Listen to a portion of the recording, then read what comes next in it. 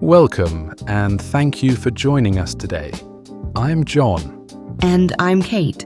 It's so lovely to have you with us here at the Cozy English Cafe.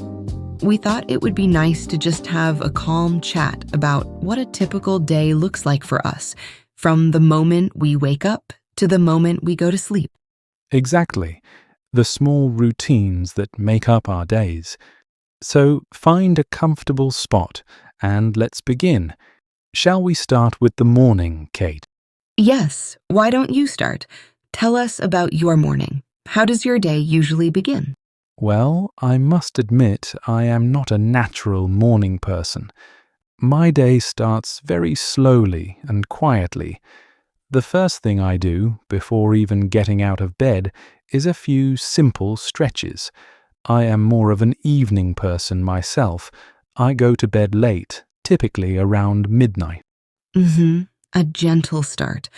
What time do you wake up if you go to bed at midnight? I sleep until 9 in the morning if I go to bed late. Once I've finished stretching, I'll head downstairs to make my first cup of coffee. That's essential for me. I can't really function properly without it. Are you very particular about your coffee? Do you have a special way of making it? I do. I grind the beans each morning and use a French press. The ritual of it is just as important as the coffee itself. It's another small, slow step to ease into the day. I think many people can relate to that. What do you usually have for breakfast with your coffee? I keep my breakfast very simple on weekdays. Just some toast with butter and jam, or perhaps a bowl of yogurt with some fruit and honey. It's quick and easy. And you, Kate, I imagine your morning might be a bit different. It is, a little. I actually enjoy waking up early when the world is still quiet and dark. I'll make a cup of green tea and I like to spend about 20 minutes just reading a book. That sounds incredibly peaceful. A very mindful way to start the day. It really is. It helps me feel centered before the day gets busy. For breakfast, I usually have a warm bowl of oatmeal with some cinnamon and berries. It's very comforting. That does sound comforting. So, after a peaceful morning, how does your day continue? Let's talk about the afternoon. Well, my afternoons are usually spent at work. I work at the local library. It's a very quiet and calm place, which I love. I help people find books and I manage the new arrivals. Working in a library seems like a perfect job for a cozy person. It's wonderful. And for lunch, I usually pack something simple, like a salad or a sandwich. If the weather's nice, I'll eat it in the small garden behind the library. That sounds like a perfect lunch break, a moment of fresh air. What about your afternoon, John? My work situation is quite different. I'm a graphic designer and I work from my home office, so my afternoon is usually spent in front of my computer. Right, so it must be important for you to take breaks. Oh, absolutely. I make sure to take a proper break away from the screen.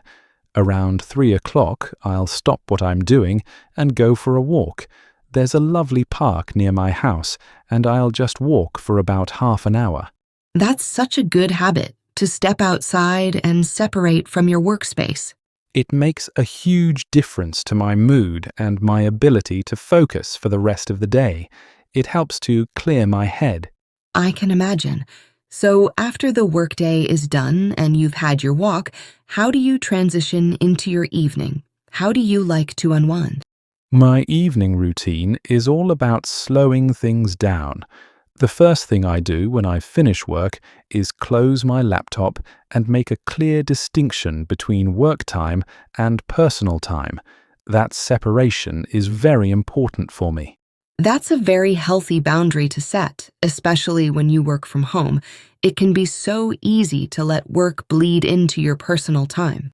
It is. Once I've done that, I put on some relaxing music. I have a collection of old vinyl records that I love. Sometimes it's some soft jazz. Other times it might be some gentle classical piano music. The act of choosing a record and putting it on the turntable is a ritual in itself. That sounds absolutely lovely. A very tactile and intentional way to begin your evening. And then you start thinking about dinner? The process is part of the relaxation. Exactly. And after dinner, I'll usually settle down to read a book or maybe watch a documentary. Something calm. What about you, Kate? What does a typical evening look like for you? After I get home from the library, the first thing I do is change into comfortable clothes. For me, that's the signal that the workday is officially over. That's a good ritual to have. It is. I'll also cook a simple dinner, and then my evenings are usually dedicated to my hobbies. Oh, and what sort of hobbies are those? Well, I really enjoy knitting. I find the repetitive motion of the needles to be very calming.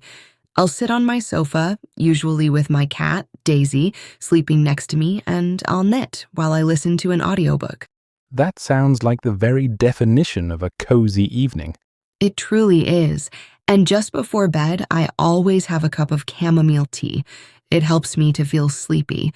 I also try very hard to avoid looking at my phone or computer for the last hour before I turn out the light. That is a very good habit. I should certainly try to do that more often myself. It's amazing how much of a difference it makes. And that's pretty much a full day for us.